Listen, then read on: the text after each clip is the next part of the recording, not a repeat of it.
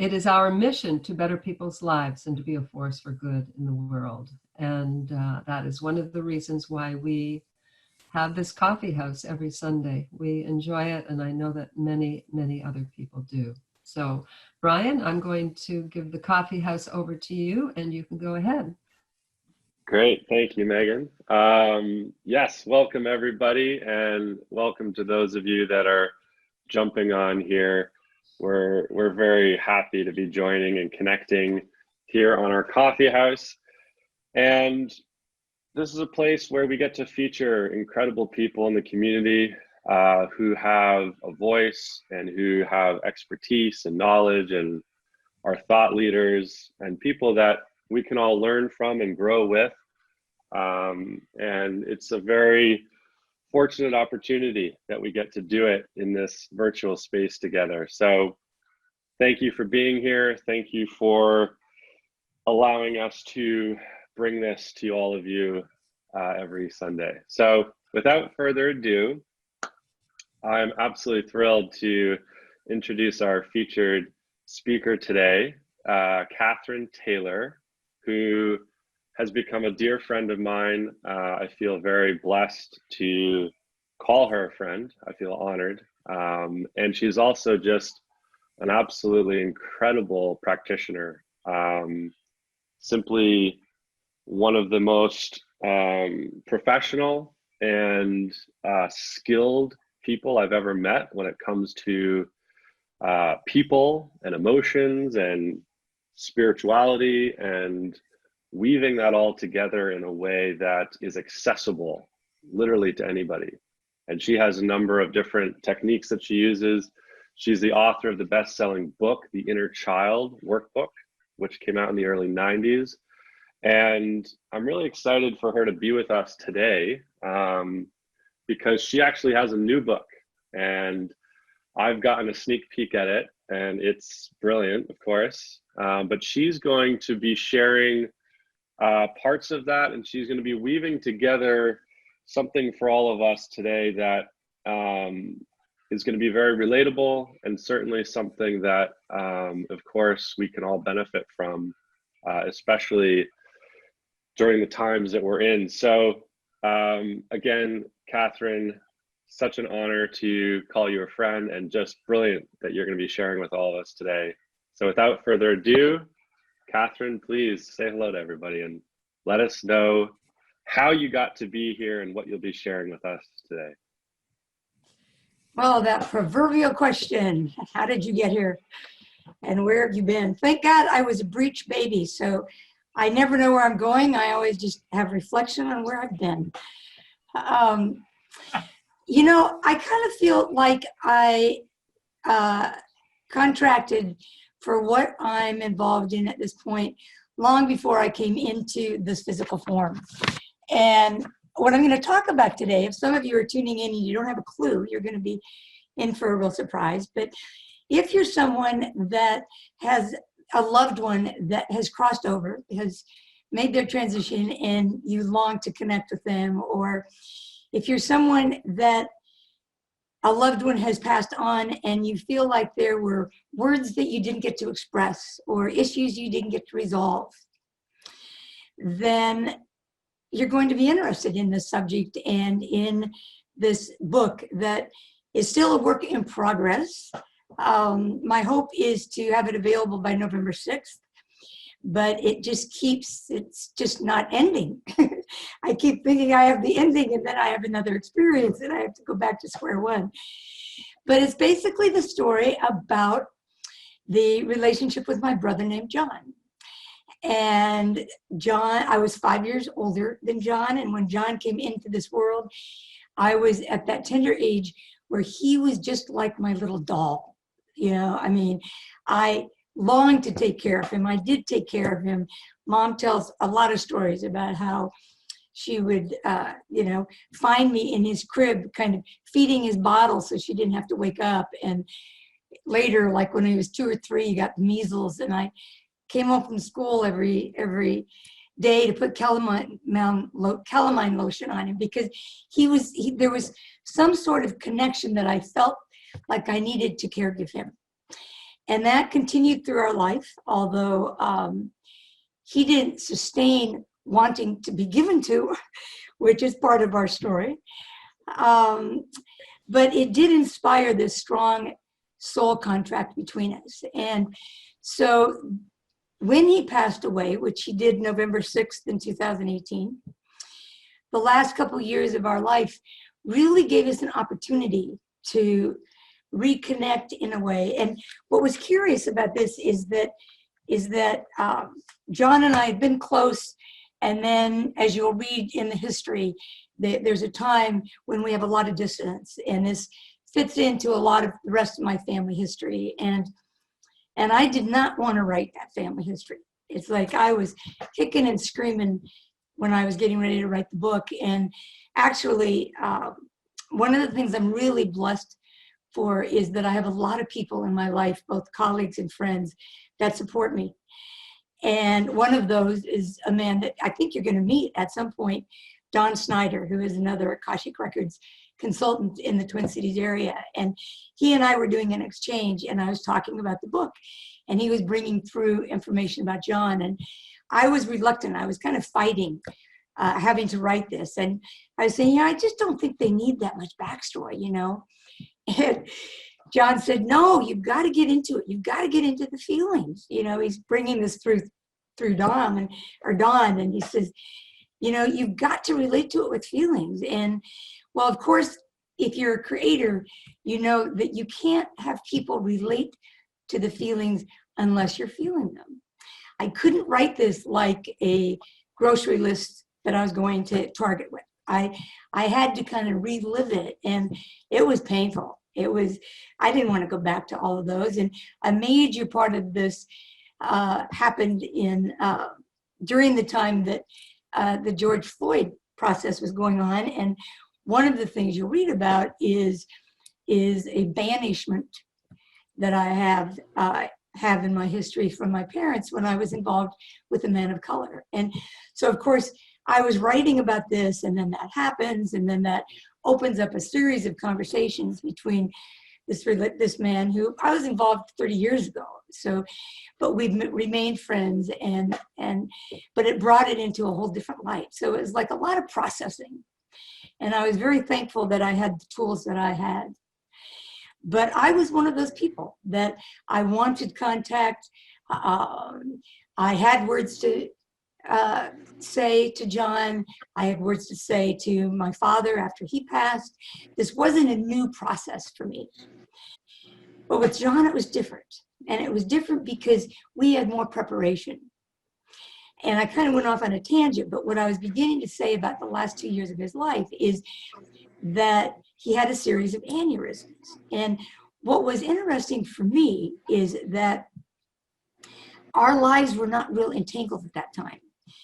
And so any contact we had was mostly by phone. I'd go visit him. But when he started having his aneurysms, I started really doing a lot of spiritual work in the unseen. And so we established this relationship, or reestablished this relationship, soul to soul. And what was interesting for me, which was not the experience of people that were directly in his life, and I remained very sensitive to that and conscious of that. But the parts of John's brain that got compromised in the aneurysms were more that judgmental part of him. So all the scrutiny that I had witnessed began to fade, and more of John's childhood relationship like me with me came forward. And an example of this was after his second aneurysm. It was just heart-wrenching because he really went into a non-communicative state, and he didn't remember his wife, he didn't remember his children, he was glazed over most of the time. And about 2 weeks after that happened, I don't know if I can tell this. By now, you guys know I'm a big crybaby, so if I cry, you'll be used to it. But I went to visit him, and when I walked in, it was 3 weeks into this, and mind you, he hadn't remembered Jody and the girls at this point. And the nurse said, "John, do you know who this is?" And he said, "Yes, it's my sister Kathy." And it was such a one of those moments where it was wonderful that he was remembering and painful that he hadn't remembered others. And there were thousands of moments like that, that had that duality, that dichotomy, that was unique to my experience with John, and such a contrast to those who were close and very personally involved and were beginning to have to grieve their loss of John on a day-to-day basis. And so that made this relationship very unique. And so by the time he crossed over, I was doing a lot of that work. And what surprised me with this was the different shades of grief that really occurred. And again, I want to talk about the fact that not everybody would be inspired to go as deeply into a what I call the quintessential long distance relationship. Not every soul is going to be interested in continuing. Not every human is going to be inspired to. There's not going to be that bridge. But for those of you who are, for those of you who are wanting a map for this and wanting validation for this, that's what John and I hope to offer you in bringing our story together. And I brought it to you, and we brought it together. There's a lot of collaboration, some welcomed, some unwelcomed. So I'll talk about in a minute. But, we're trying to bring it in a way that invites you at your own pace to open up to dissolving the veil between the physical and non-physical. And boy, is there a need on the planet for that. Because as I opened up and dealt with some of my obstacles to really believing and trusting that this could happen, but the whole landscape of my spiritual openness has just become so much more colorful. And I'm one that has been pretty awake for quite a while. And when I am in my professional life and working with others and helping them through the records, connecting to those loved ones, I have no opposition, but I also have no attachment. And I had no longing. So with the longing and attachment came the doubt, because I was so afraid that I wanted it so badly that I was making it up. I was afraid that I wanted some continued relationship with John, that I was making it up. And so one of the things that I really valued when I had so much resistance is I also had a lot of support around me. I had friends who were very validating of it. I had friends who, as this progressed, would say, "So what's new with you and John lately?" As if it was just everyday affair. But I also had colleagues like Don, who I mentioned, and others that assisted me and could validate, yes, this is real.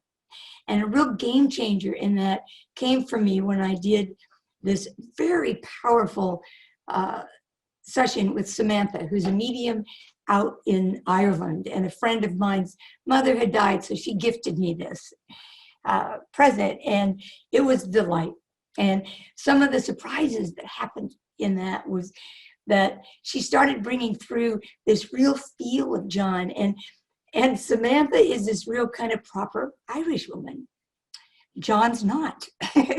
John had, some of his pushiness, and he said, it's like he was excited, and this was like 5 months into it, and we'd gone through some of my grief and his adjustments, and that's covered in the story. But by this time, it's like, he was really pushing me. You got to stay open. You got to stay grounded. You're my portal, and you got to keep me real. And he gave little bits, and one of them that was just such a delight that took me a couple weeks to get was that John, in his junior play, happened to play the role of Harvey, the invisible rabbit.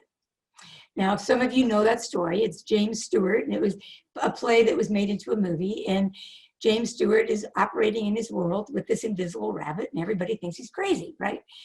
Well, so when I think, I don't know, it was It was like early in the 70s. And for one of the Christmas presents to my siblings, I took this plaque, this wooden plaque, and I shellacked a picture of my sister and her husband on theirs, a picture of my brother and his wife. But John was just out of high school. He didn't have a wife. So I took a picture of Harvey and shellacked it on there for him, which I have to say he wasn't real excited about. I say in the book, I can't really remember seeing those hung anywhere. So I don't think it was one of their favorite gifts. But in the reading, John is showing Samantha this plaque, but she can't quite get that it's a picture. And I'm not quite connecting it until 2 weeks later. It's like, oh my God, that's Harvey. And then, of course, I frantically began trying to look for that picture because, of course, I knew by that time I was going to be doing a book. And so about a week later, I'm driving down the freeway, and this is how John started impulsing me, is all of a sudden I heard, call Carol. Well, Carol is the wife of Steve, who was a classmate of John's. And so fortunately I have Siri, and I say, Siri, call Carol. And so Carol gets on the phone, and I said, Carol, does Steve by any chance have his high school annual? Because I knew he kept him close. Within 10 minutes, I had that picture of Harvey. And the minute I did that, John kind of comes back and he said, I did that. And by this time, he was taking credit for anything like that happened. In the reading itself, Samantha and I are talking, and there's just pearl after pearl after pearl in that reading. It really changed it for me. But the crowning pearl was she and I were talking about Sean, who's our nephew. And Sean was really close to John. I was getting ready to go see Sean in New York. We have been meeting every year for the Tribeca Film Festival. And so we're talking about Sean, and I look down at my cell phone and I say to Samantha, my God, Samantha, Sean's calling right now. And so she said, well, do you want to answer it? And so I answer it, and Sean comes on and gets to say hi to John. And of course, John says, I did that. So from then on, it's like I had no original thought myself. Anything that would happen that was cool like that in my life, John would say, I did that, And so that really escorted a new phase. And what was interesting about this process is there was a continual adjustment and expansion and the incredible layers of grief that I always had to go through, because I didn't believe it. And then I'd get validated, and then I'd expand. And then we went through other places where, John was real present as he moved. This was interesting. He moved from being pretty unconscious to being conscious. And there's one place where we're talking and walking, and he looks at me and he said, when you go into your meditations, you're just trying too hard. Just because I'm dead, you don't have to expand that high. He said, to tell you the truth, I'm not that much higher than you. You've been working your whole adult life. And he said, I had to die to even match you, So then there's this period where we're walking in tandem, shoulder to shoulder. And I call that part of the book Walking and Talking. And it's like we're walking around the lake, and he's just, we're having the conversations that I always wanted to have when he was here. You've heard of the principle, or maybe you haven't, but I'm an addictions counselor, and I deal with relationship addiction. And there's this piece of relationships where we get addicted to the potential. We know what can exist, and we keep trying. We do that in our families. We do that in our love relationships. We do it in almost every relationship. If I can just say it right, if I can just hang in there, maybe they'll finally be able to meet me. What's beautiful about this experience is even though John had to die to do that, it's a story about how he becomes conscious and how that gets fulfilled over and over and over again. Now, I can't guarantee that would be your story. All we're trying to do is inspire people to cross that bridge if their impulse to do it. Not everybody will be. Not everybody's going to grieve in the same way. I learned a long time ago, not everybody's here for the same reason. I used to have so many judgments about people that weren't on a spiritual path. I would talk to them and they'd just be so so monetarily involved and stuff. And my judgment would be, God, what a waste of a human body, you know? And then I quickly learned, how do I know what they're here to learn? Some people are just here to learn how to navigate in the physical world. It's not their soul's agenda to expand spiritually. And so I've shifted a lot, and that really came in handy here. What else came in handy was my work with the teachings of Abraham. And one sentence came through really loud and clear. And somewhere in this process, I remember I heard Abraham say, we don't continue relationships, talking about us in human form, we don't continue relationships with those who have croaked, as they say, because you don't expect to. Well, that just kind of, you know, fueled my expectation to pursue this.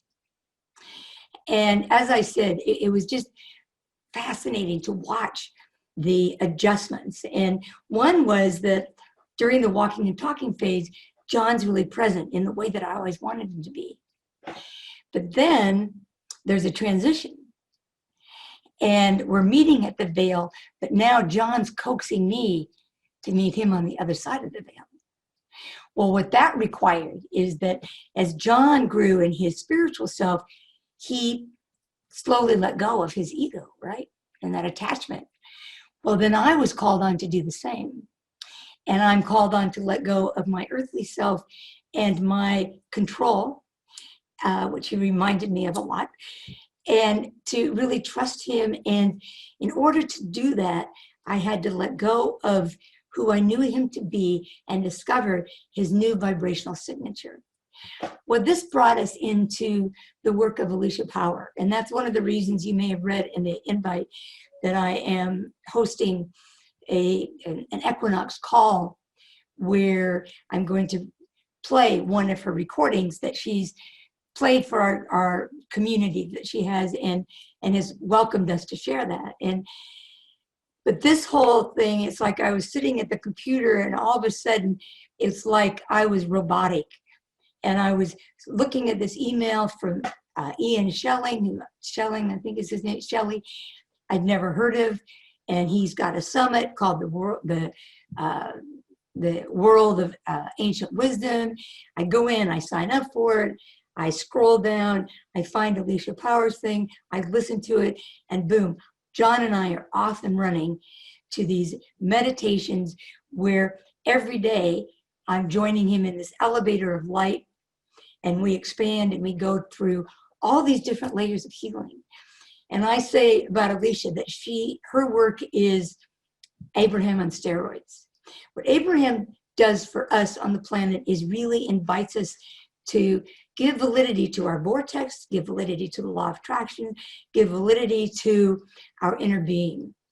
What Alicia does is kind of the other side of what I do for the inner child. And I love that about being on both sides of the veil with her, because I've spent 40 years really working and championing the personality so that the adult self can embrace the inner child and fragments of the soul and bring them into the capacity to then expand into our soul purpose.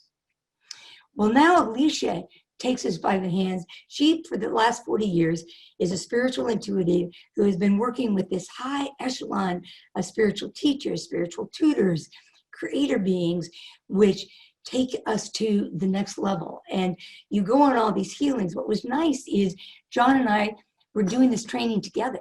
We'd get in the elevator and we'd go and we'd meet up with these spirit teachers, and they would begin to do these healings on the energetic blueprints within our souls that kept John and I from colluding and commingling to do this process, not only to write the book, but as he's assured me, we're in this now as for the rest of my life.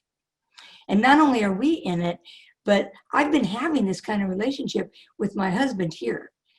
He and I do a lot of spiritual work. And you might imagine that if John had dissonance with me in this lifetime, he never kind of found his equilibrium with Arthur. He was always, they didn't have much time together, but he found our relationship somewhat awkward. Now it's like he adores Arthur.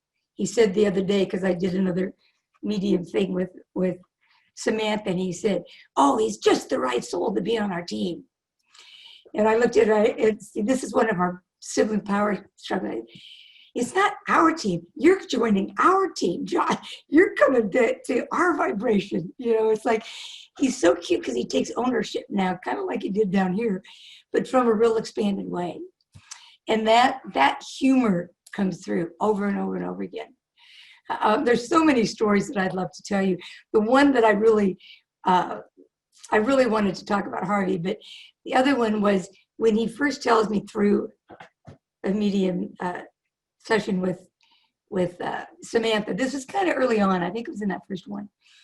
He says, you know, he said, I'm here for you. You know, it's like, we've got stuff to do. And he said, just think of me as your ambassador, right? Well, as you'll see in the story, it's like there's a turning point, and if I have time, I'm going to read it. I probably have gone way over already, so I won't. But there's a point at John's, I won't read it, but I'll tell you real quick. There's a point at John's celebration of life where, of course, I'm inspired to get to the podium and talk about some of my spiritual relationships and experiences where, you know, I'm kind of out of touch with that. Probably not a lot of people are there with me, but it's like I was inspired. And one of the statements John had made to me at one point was, you know, when we were having a lot of talks, he said, you know, I got to tell you, Kat, you know, a lot of my conversations are with dead people. And so I shared that story and said, you know, so John wants me to tell you, if you want to talk to him, he will be glad to have conversations, you know. So I was planting the seed. Well, I'm inspired afterwards. You know, I leave the podium and I see this friend of his, and by this time people have had quite a few drinks, and so I walk over to this friend, and he's kind of a friend of the family, and I'm on a roll, right? So I have one more story and I start sharing it with this friend, and I'm not kind of reading the room, which is my favorite saying, so I don't realize that I'm kind of losing him. I also am not really tracking that by this time he's had a lot of drinks. So one of the infamous quotes in the book is, I tell him the story about some, you know, after John's life thing. And this friend kind of pauses, and then he looks at me and he says, you know, I got to tell you, Kathy, for most of the time, John thought you were a real kook. And that frames it, you know, that held it. And so this book is written for all of you out there that have felt that scrutiny, because that encaptured most of my relationship to John on that side. And so one of the things that I was going to read, and I don't think I will because it'd be another 10 minutes and there's other things we want to do, but it's John and I kind of started the book out with John and I at the celebration at the end of this book, which at the time I had this meditation, I thought it was the end, and we're celebrating, right? And we're sitting there and we're just sharing what the experience was. And it gives the reader up front kind of a preview of what's going to happen. And at the very end, John kind of looks at me and he says, you know, I really want to thank you for holding, you know, for hanging in there, you know, and we're giving each other kind of compliments. And I say to him, yeah, you know, we've really come a long way since that last celebration when your friend so eloquently said, you know, most of the time, John thought you were a real kook. And John kind of pauses and he says, you know, I just didn't know what I didn't know.